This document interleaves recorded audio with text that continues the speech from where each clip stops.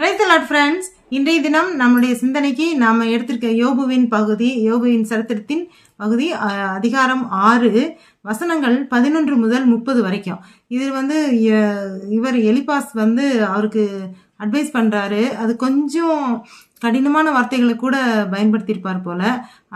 அதை கேட்டுட்டு யோபு திரும்ப இந்த அதிகாரம் ஆரம்பத்திலிருந்து இந்த அதிகாரம் முழுமையாக முடிகிற வரைக்கும் யோபுவோட பேச்சு இருக்குது.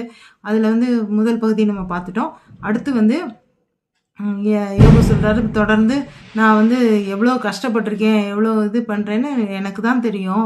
எனக்கு என்னுடைய சகோதரர்கள் கூட எனக்கு ஆறுதலாக இல்லை, அவங்க யாரும் பக்கத்தில் இல்லை. என்னை பகையாளிகள் என்னை பகைக்கிறாங்க, எல்லாரும் என்னைய ரொம்ப இதாக நடத்துகிறாங்க. நான் ரொம்ப கவலையில் இருக்கேன், நான் கஷ்டத்தில் இருக்கேன்.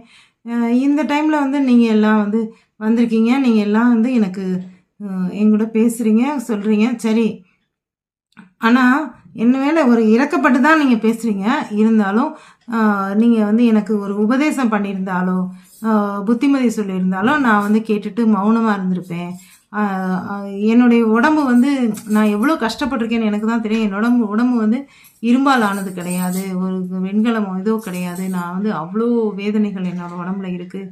இதை பொறுக்க முடியாமல் நான் ஒரு மரணம் கூட எனக்கு எளிதானதாக இருக்குமோ அப்படின்ற மாதிரி நான் சொல்லிகிட்டு இருக்கேன். நீங்கள் இந்த மாதிரி எனக்கு உபதேசம் பண்ணுறேன்னு சொல்லிட்டு என்னை கடிந்து கொள்கிறீங்க.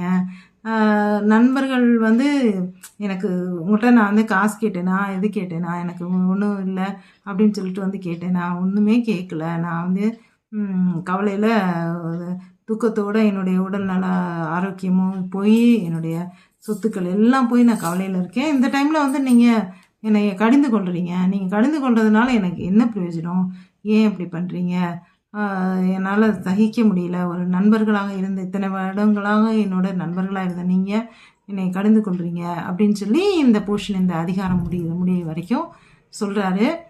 அடுத்து யார் என்ன பேசுகிறாங்க, என்ன நடக்குது அப்படின்றத நாளை பார்ப்போம். அல்லேலூயா.